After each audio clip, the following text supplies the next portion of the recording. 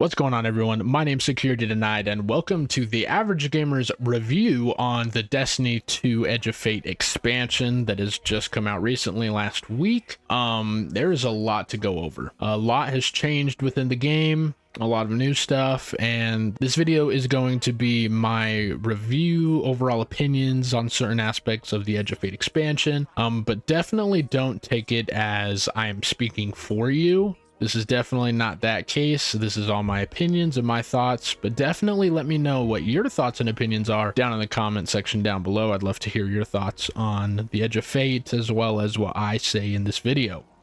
So first things first, I want to talk about the campaign, specifically the story of the Edge of Fate. The story was phenomenal. All right, I absolutely loved it. Honestly, I'd probably rate it a 9 out of 10 compared to all the other Destiny 2 expansions. The narrative team went crazy.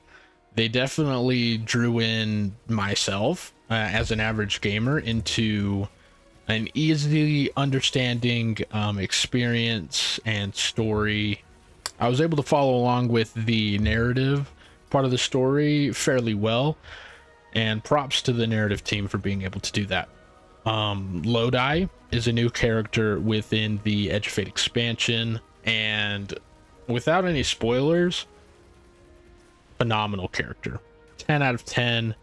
Like, super easy to engage with and understand as a character and follow along with his lore and just everything. He felt, at least from an average gamer's perspective, also I can understand from a newer player's perspective how Lodi can be a really good character to start off with in Destiny, especially with this new saga that they're starting. Super duper well written for that narrative, and I think is just great overall. Also, Ikora is the Vanguard who is spotlighted in this expansion, and her part in the story is super well written. I think it has humanized her in a really good way to make her relatable in a lot of situations, and her perspectives on certain things that happen within the campaign are really good. And so I'm really proud of the narrative team for the direction they took Ikora's character. I think it was really good. Overall, the campaign was phenomenal. I definitely look forward to replaying it on the harder difficulties because I love the story. All right, now let's move on to the Kepler destination, as well as the activities within the Kepler destination. My thoughts on the new destination is it feels like the same destination that Bungie has created for years now, but just a different look. It didn't feel that engaging, I guess. The destination just felt very much like a Bungie destination. It didn't feel like there was anything unique to it, but the look, the overall design of Kepler, like the feel of it was really good. I'd rate it about a 9 out of 10. It felt like the planet of Kepler was alive, and I thought that was really cool. But the destination, running around and experiencing it, felt very much like other destinations that we have experienced, but that's just coming from me. I don't know. New destinations are, I'm very picky about destinations, I guess. I think the enemies too, like throughout the destination, I feel like the enemies were very stagnantly placed. And I feel like this for all of the previous destinations as well, is the enemy AI within this engine is very stagnant. And when I come across enemies within the space, they're not doing anything, right? They're just kind of walking around waiting for something to happen, waiting for us to just show up, right? It doesn't feel like they have a purpose in certain places. And it feels like there's not really a reason for them to be there. And it kind of takes me out of the experience a little bit, because every time I see that, I'm like, oh, more enemies that aren't really doing anything, participating in the story of Kepler or the narrative side of the Kepler destination itself. And I guess they just feel very stagnant. And I'll say that for all the other destinations too. I feel like they're just kind of there just to be there as enemies for enemy density. But there's no like narrative point for them to be there. And I will say there are a couple groups, like in the main area of Kepler. There's the kind of mini battles that go between the Fallen and the Vex, and they just kind of show up in rounds over and over and over again. But it feels like, you know, they're just respawning just to fight each other. You don't really know why they're there. And there's a couple other spots here on Kepler as well that have that, where the enemies are just fighting with each other, but you don't really know why. I guess near the end of the destination, near the end game, there's a group that are fighting for each other, and you know that the Fallen are defending what their plans are for the campaign. But that's the only time where I was like, oh yeah, that this group makes sense to be here. But other than that, I feel like the enemies were pretty stagnant. The activity within Kepler, the kind of destination activity that you can load into, it was kind of annoying. By annoying, I mean it was very short. I loaded in, I was spent like 5 minutes or less in that activity, and then I got done and I had to wait another hour and 30 minutes for that activity. And it felt like it just wasn't very rewarding for my time waiting for it, and it kind of pulled me out of the experience, because I was like, oh well, now I have to wait forever just to spend 5 minutes in activity, you know. And it didn't really feel that engaging to me. The activity gave me some thoughts on how it could be better. It reminded me of some activities in different games that I think they could have pulled from that would have made the activity a lot better. I think they could have done something similar to Onslaught and made it a little bit of a smaller version of itself, and made it a destination activity. There's a game called StarCraft. Many of you probably have heard of it.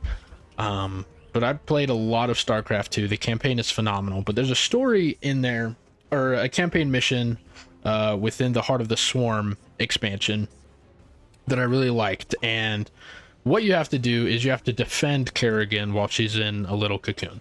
And you have your base that you're defending against swarms of enemies, kind of like Onslaught, right? And in the bottom part of the map, there are two different groups of enemies that are fighting against each other.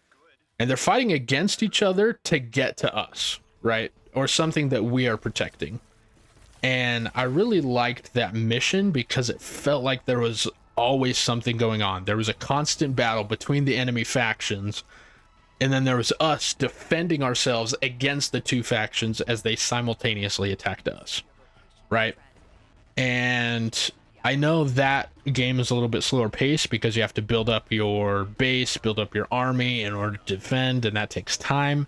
In Destiny, you don't have to do that. You just load in and you're ready to go. And so I think something like a miniature version of Onslaught, where the Vex and the Fallen are attacking us simultaneously, but also attacking each other, would be really good.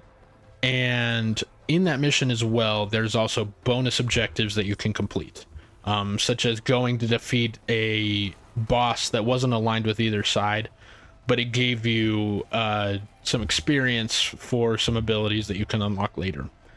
And I think that would be really cool to have an activity where you're defending against these two factions, like what's happening on Kepler right now between the Fallen and the Vex, where they would simultaneously attack us for control over basically the powers of the Nine, the dark matter that we've been gathering. And whatever we're doing, I think it'd be cool for them to be more engaged in attacking the base that we're in, and also to be able to have like bonus objectives within that activity where you can go out of your way to accomplish to get experience, loot, or upgrades for that activity for future runs, right? And that's just my thought process. It's just something that the activity reminded me of, was that mission in StarCraft, and I think it would be really cool to bring that into Destiny as an activity for a destination. So I think that's one way that I would have changed the activity that's currently on Kepler. Going back to the Kepler destination, I feel like there's nothing captivating to do post campaign. I think once you're done with a campaign, there's nothing really to do. And I know that they have like a ton of side quests and stuff that you can go back and do, and you can go back and do the campaign on a harder difficulty. But for an average gamer, that's not really enticing, especially when the side quests that you unlock during the campaign tie with the main story. And when I went back and played the side quests, I was like, well, we already know the answer to this. We already know what's going to happen next because I did the main story. I don't want to like split my time and go off and do side quests when I could just move forward and do the main quest for the main story. And there's a lot of times when I was doing the side quests where I felt like these side quests would have tied really well into the main story, and it would have extended the main story to be a little bit longer, which I personally like. I like it when the main story is a little bit longer so I can enjoy it for a much longer period of time instead of just having a bunch of side quests that I could do after that honestly go in the middle of the main campaign story. And so that was just my thought. An idea that I had for the Kepler destination is when they were revealing the destination, they mentioned a lot of secrets that were going to be returning, puzzles that were going to be brought up, and that there's going to be new unexplored territory for the Vanguard, right? And my thought process was, well, why not have class-specific quests that we can do to unlock more of Kepler, and especially more of its secrets and puzzles and things like that. I think it would be cool if for the Titans, I don't know what they do in the Vanguard other than protect the last city. But they could have a class specific quest similar to what Hunters and Warlocks would have. Is Warlocks, they are very lore heavy, and I think they would delve into the secrets of Kepler, such as solving puzzles to unlock lore pieces or certain gear types, like unique armor for that destination. I think that'd be a really fun way to get loot as well as unlock different areas of Kepler. And another way is there are no lost sectors in Kepler because the Hunter Vanguard has never been to Kepler. And so I think it would be really cool to have Hunter specific quests to unlock or discover new lost sectors, and when they are completed you unlock them for yourself, right? Kind of how in past destinations you have to go to that lost sector to discover it for the first time, right? Even though they were already discovered and there for you to find on your map. I just think it would be a really cool way to explore different parts of Kepler and see more bosses, unique encounters, things like that. But it would give us a reason to go back to Kepler and explore more of it and to see the secrets that Bungie themselves said that were going to be in there. I think that would be a really cool idea. That's just me. And I think another thing too is tying with the activity. I think they should have also added activities similar to public events within the activity, just to give us something a little bit more to do while we're roaming Kepler and exploring what it has to offer, to have these activities here and there to go and be like, oh yeah, I want to go do this for a little experience and for loot, you know, just a little something extra. And the next thing I wanted to cover was the new abilities that were given on Kepler. I don't feel like there's any long-term use benefits for the new abilities because they can only be used within Kepler. You can't use Matter Spark, Matter Morph, the displacement rocket launcher or whatever it is, or whatever that language one is. I think it's Rosetta. You can't use any of those outside of Kepler because they're unique to Kepler and its activities and the destination itself. And I think that as an average player, that's not very fun for me, because I want to be able to take what I get from a campaign and apply it to other parts of the game too.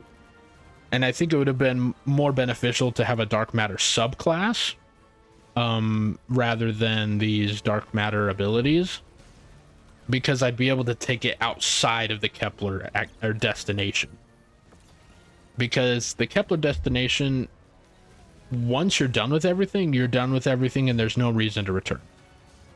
And that means you're not going to be using Matter Spark, you're not going to be using Matter Morph, you're not going to be using any of these new abilities again outside of the Kepler destination.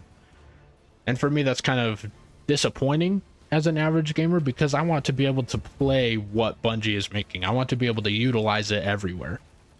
And so I think they kind of missed the mark on that one. And to go a little bit deeper with Matter Spark in specific, because that's the main ability that you use in the Kepler destination. At first, it wasn't easy to control, and I know they recently patched it in the newest update. But it was not easy to control. There's a lot of motion sickness going on, and it was difficult to control at some points. But I know they recently fixed it, and it's felt a lot better. But post-campaign, Matter Spark did not feel strong. It didn't feel like you could impact things very much, because when they revealed Kepler, they revealed it at its strongest point. And I was like, wow, I can't wait to get to that point where I can just absolutely demolish enemies with Matter Spark. But once the campaign was over, I never got that feeling. Like, I could do a little zip zap here and there, and then you got like your ultimate ability, but you had to charge it up, and it took so long to charge it up once you found all of the little dots around the map. But even then, it didn't really feel that strong. It didn't feel like I was just absolutely obliterating Vex or Fallen with Matter Spark, and it was kind of disappointing by the end of the campaign that I didn't get to that point by the end of this main story. Because from an average gamer's perspective, a lot of people are here for this campaign. They do the campaign, and then they're like, that was a lot of fun, and then they're out, right? And so it felt kind of disappointing to not get to that strength level of Matter Spark by the end of the campaign. And also with Matter Spark, it is your main source of speed travel, I guess, when you're wandering about Kepler. To be honest, it didn't feel that fast, and it didn't really feel like I was going anywhere faster than I could run. And I've seen videos where people are running next to Matter Spark at the same speed. And I'll say I would much rather use a Sparrow or a Skimmer for traveling around the destination than Matter Spark, and that's just my personal opinion. Moving on to puzzles and secrets. I felt like the puzzles and secrets were not that engaging and very repetitive. There wasn't any uniqueness to the puzzles or the secret finding, because it felt like you were just doing the same thing, just in a different location, right? You were first finding Matter Morph. You were then finding the displacement rocket launcher thing from the Fallen, and you would Matter Morph a piece of metal.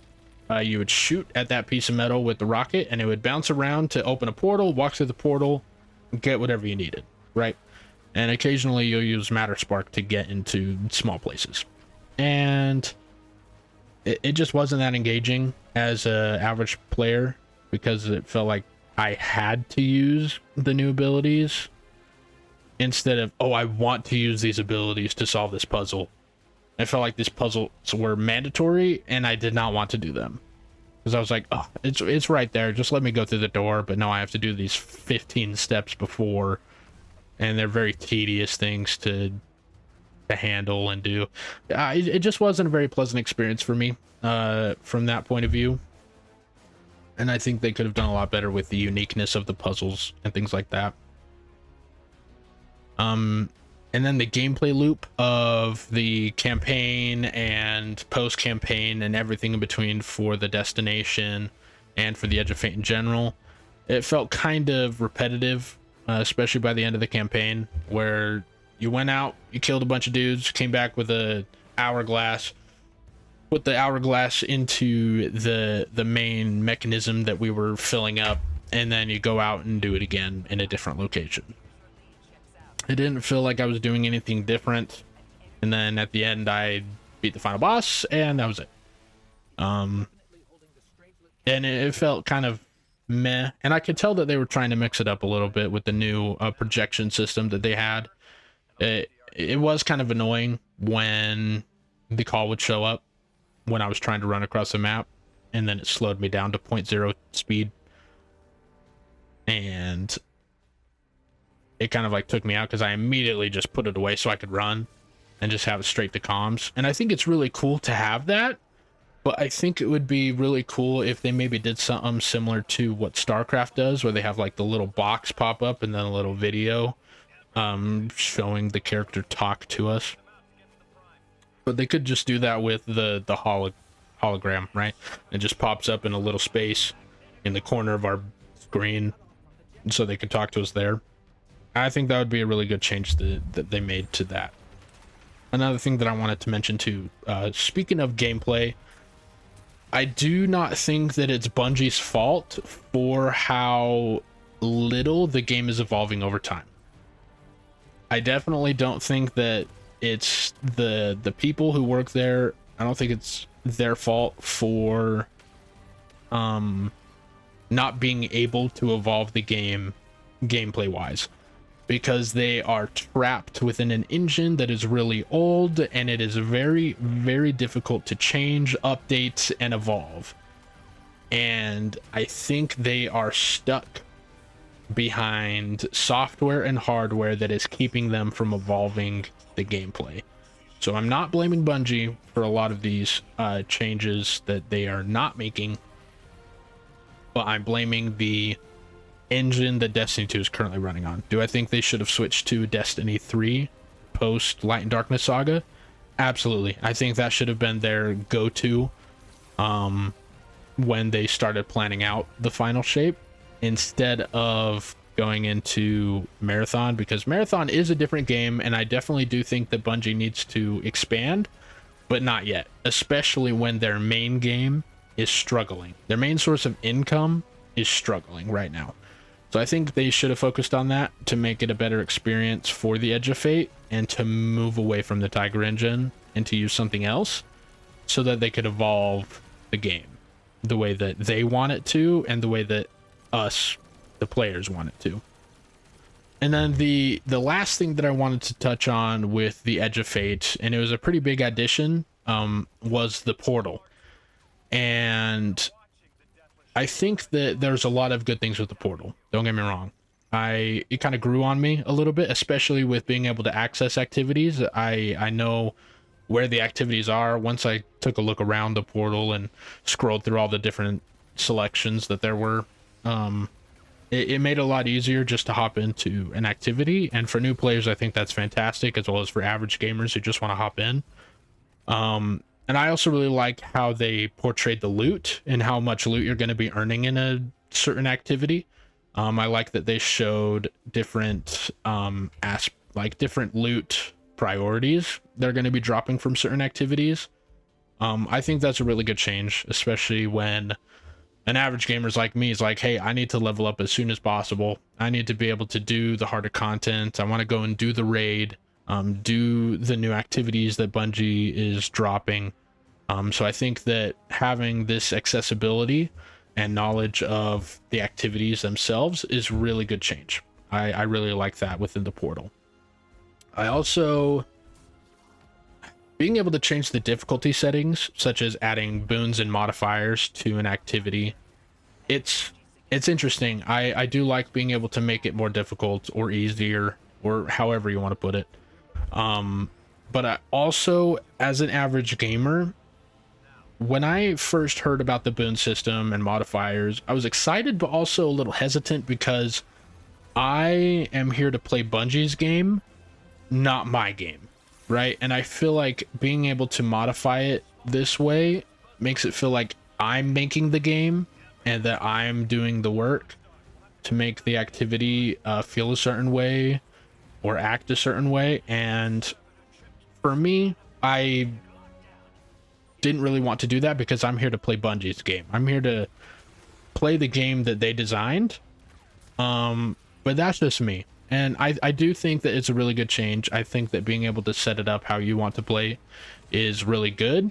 But for me, I'm here to play Bungie's game, and however they build it, I'm here to play for it. I'm here to play it, you know. But that's just me. Another thing that I wanted to touch on that came out recently was the raid. I have yet to do the raid, but I did watch the day one raid race, and it looked miserable for a lot of people. Not because the encounters were difficult or anything like that, but it was the bosses were just bullet sponges, and you only had a certain amount of time to be able to get through it. And I just saw so much loadout swapping and just a whole lot of everything just to get a little bit of damage in. And I think the day one contest mode was a little rough, but I did do one of the encounters on normal mode with some friends, and that was really enjoyable. So I think the raid overall on normal mode especially is a really good experience. I think the story is really good, and it's pretty easy to understand once you get the hang of it, and it feels like it'll be a good time once I do finish it. But I don't really have much to say on the raid because I haven't done it yet, but maybe in the future I'll make a video about it. We'll see. So I guess going over a little recap, I think that Bungie is doing really good narratively. I think the narrative team is absolutely killing it. Do I think that there could be some changes here and there to different gameplay aspects? Absolutely. But that's all I wanted to say about the Edge of Fate experience, with the campaign and post-campaign and the portal. Those are my thoughts and opinions. I hope you all enjoyed watching this video. Let me know down in the comment section down below what you thought. Make sure to hit that subscribe button if you haven't already and you want to see more videos just like this. Every now and again I do stream over on my Twitch channel at Security Denied. If you want to head over there and hit that follow button so you can get notified whenever I go live next. Thank you all for coming and watching, and as always, we'll see you in the next video. Bye!